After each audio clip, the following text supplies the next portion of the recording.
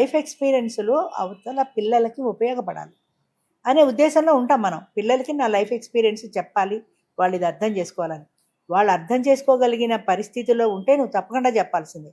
కానీ మాకెందుకీ సోది అన్న పరిస్థితిలో ఉన్న పిల్లలకి చెప్పకుండా ఉండడమే మంచిది. ఎందుకంటే మనవళ్ళు వాళ్ళు వినే మనవరాళ్ళకి స్థాయిలో కూడా లేరు. వాళ్ళు వినే స్థాయిలో లేరు. ఇప్పుడు ప్రెజెంట్ జనరేషన్ అయితే నేను అనుకోవడం, ఎవ్వరి భావాలు వాళ్ళవే గానీ నీ పాతకాలపు సోది ఎవడికి గావాలి? ఇప్పుడు నేనే ఉన్నారులేమ్మా, ఉన్నాననుకో, కొంతమంది ఉన్నారు అదే చాలా వినాలనుకునే తక్కువ వాళ్ళు. అంటున్నా. చాలా తక్కువ. వాళ్ళు 1%, 2% ఉంటారు నీలాగా. ఇప్పుడు నేనున్నాననుకో, వయసుతో పాటు కొన్ని చేదస్తాలు వచ్చేస్తాయి. మా పిల్లలతో ఏదో మాట్లాడుకుందాం.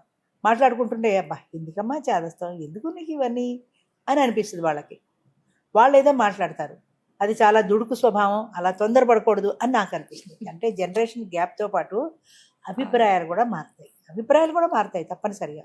అయితే ఒకళ్ళ అభిప్రాయాలను ఒకళ్ళు గౌరవించుకోవాలి. వాళ్ళ జనరేషన్‌లో వాళ్ళు అలాగే చేశారు అని పిల్లలు అనుకోవాలి. ఈ జనరేషన్ అంతే, అలా అంతే దుడుకుగా ఉంటారు. కుదిరింది. ఆ! దెబ్బతింటే వాళ్ళకే తెలుస్తుంది అని మనం అనుకోవాలి. అంతేగాని ఒరేయ్ అబ్బాయి అలా కాదురా అని మనం చెప్తే ఎవరు వినరు.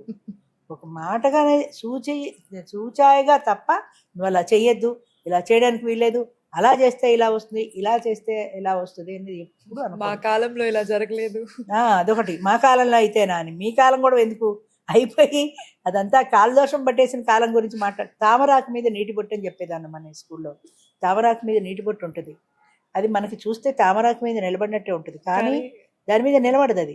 కదులుతూ ఉంటుంది. కానీ చూస్తే మాత్రం తామరాకును అంటుకున్నట్టే ఉంటుంది. కానీ నీటి బొట్టుకి తామరాకు మధ్య మనకు కనపడని గ్యాప్ ఉంటుంది. గ్యాప్ ఉంటుంది. ఆ! అలాగా తామరాకు మీద నీటి బొట్టులా ఉండాలి ఒక వయసు వచ్చిన తర్వాత. మనం ఎంతవరకు మన లిమిట్ ఏమిటో తెలుసుకోవాలి. మన లిమిట్ ఏంటో తెలుసుకుని మన లిమిట్లో మనం ఉండాలి. కానీ అక్కర్లేని వాటికి వెళ్ళిపోయి ఆ కోడల గ్యాస్ అలా బాగా చేసింది, ఈ అబ్బాయి ఇలా చేసాడు, అవన్నీ మనకు అందుకే పూర్వం కృష్ణారామ అనుకునేవారు. కృష్ణారామ అనుకుంటూ ఓ మూల కూర్చొని నీకు ఎందుకు ఇవన్నీ అని. మంచిగా చేతనైతే కృష్ణారామ అనుకో. నీకు భగవంతుడి మీద దృష్టి వెళ్ళిపోతే భగవంతుడి మీదకే పెట్టుకో దృష్టి. మంచిది ఎప్పుడు అది. అది కానప్పుడు ఇహం మీదనే నీకు ఇంకా మనసు ఉన్నప్పుడు ఇహంలో నీకేమేం చేయాలనుంది, ఏది ఇష్టంగా ఉంది, ఏది సమ్మతమైంది, న్యాయబద్ధంగా ఉండాలి, చట్టబద్ధంగా ఉండాలి. నాకేదో ఊరి మీద బలాదూర్లు తిరగడం ఇష్టం, ఇందాక నారాయణమ్మలా మోసం చేయడం ఇష్టం, ఆ గంగా భవానీలా ఇంకొకళ్ళని వెన్నుపోటు పడవడం ఇష్టం, ఇలాంటి ఇష్టాలు కాదు. నువ్వు చేసే పని నిజాయితీగా ఉండాలి, మంచిదై ఉండాలి, దానివల్ల నీకు సంతోషం కలగాలి, 10 మందికి ప్రయోజనం కలగాలి. నేను 3 చెప్తాను. ఒకటి, నా చేతికి ఊపిరి సల్పనంత పని ఉండాలి, చేతి నిండా పని ఉండాలి. ఆ పని వల్ల 10 మందికి ప్రయోజనం ఉండాలి. ఏదో ఒక చెత్త కాని పని కాదు, 10 మందికి ప్రయోజనం ఉండాలి. 10 మందికి మేలు చేశారన్న సంతోషంతో నేను సుఖంగా, ప్రశాంతంగా, హాయిగా నిద్రపోవాలి. ఈ 3 నేను కోరుకునేవి.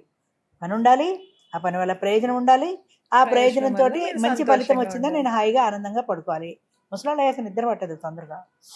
మా వాళ్ళు అందుకే లేట్గా లేస్తారు. 12 దాకా నిద్ర పట్టదు. ఏ ఫోన్ చూసుకుంటూ 12కి కూర్చొని 7, 8కి లేస్తుంటారు. పెందరాళ్ళ పడుకుంటే పెందరాళ్ళ కానీ మనం మాత్రం ఇంట్లో టైంకి లేచేయాలి, పొద్దున్నే వాకింగ్కి వెళ్ళాలి కదా. వెళ్ళకపోతే ఊరుకోరు. మాది మిలిటరీ డిసిప్లిన్. వెళ్ళాల్సిందే. అంచేతట్టుగా ఎంత లేట్ అయినా లేవాల్సిందే, తప్పదు. ఓకే, అంటే మనం కంక్లూడ్ చేద్దాము. అంటే మంచి కాన్వర్సేషన్ అయిందంటే వాళ్ళ గ్రూప్ ఎలా ఫామ్ చేసుకోవాలి అట్లా. కంక్లూజన్ లో మీరు మీ లైఫ్ లో చూసుంటారు కాబట్టి ఏజ్ కి తగినట్టు ఏదైనా ఒక్క స్టెప్ తీసుకోవాలి అని వాళ్ళు అనుకున్నప్పుడు ఎందుకు వాళ్ళు ఆగిపోకూడదు? అంటే ఏజ్ ని అంటే నా ఏజ్ ఇప్పుడు 50 అయిపోయింది, నేను చేయకూడదు, 60 అయిపోయింది, ఇలా చేయకూడదు అని వాళ్ళు ఎందుకు ఆగకూడదు? వాళ్ళు అది ఎందుకు చెయ్యాలని మీరు అనుకుంటున్నారు? ఏజ్కి తగినట్టు ఉండడంలో ఒక హుందాతనం ఉంటుంది. ఇప్పుడు నేనున్నాను, నా వయసుకి నేను ముడేసుకుంటే హుందాతనం, వాల్జర్ వేసుకుంటే చూడటానికి కూడా అసహ్యంగా ఉంటుంది.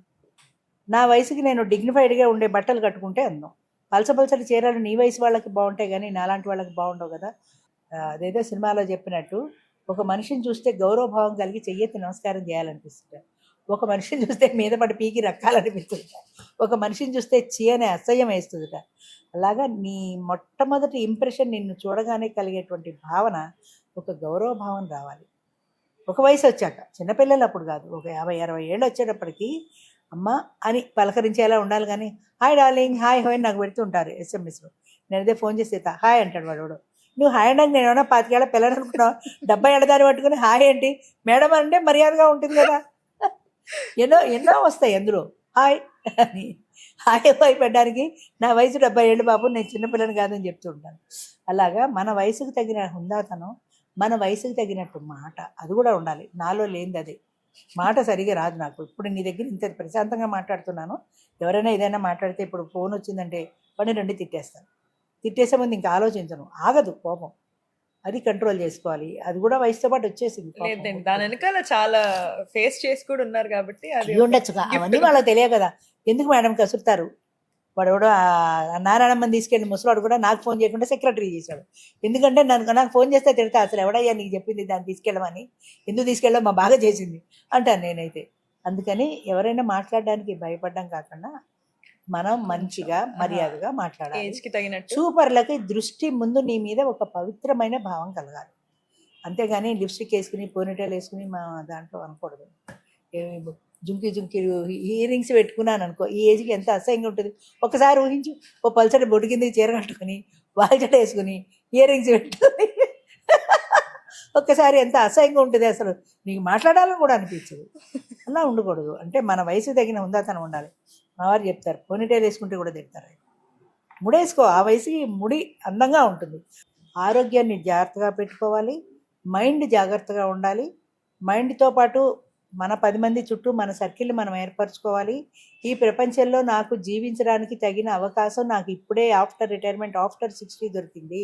ఈ జీవితాన్ని నేను నచ్చిన పద్ధతిలో ఎంజాయ్ చేయాలి అనుకుంటూ చేతనైతే ఏదైనా సాటి వాళ్ళకి సహాయపడుతూ వెళ్ళడంలో ఉండే ఆనందం ఎందులో లేదు. జీవితం అయిపోలేదమ్మా, 50కి 60కి 70కి కూడా అయిపోలే. జీవితం చివరి క్షణం వరకు ఉంది.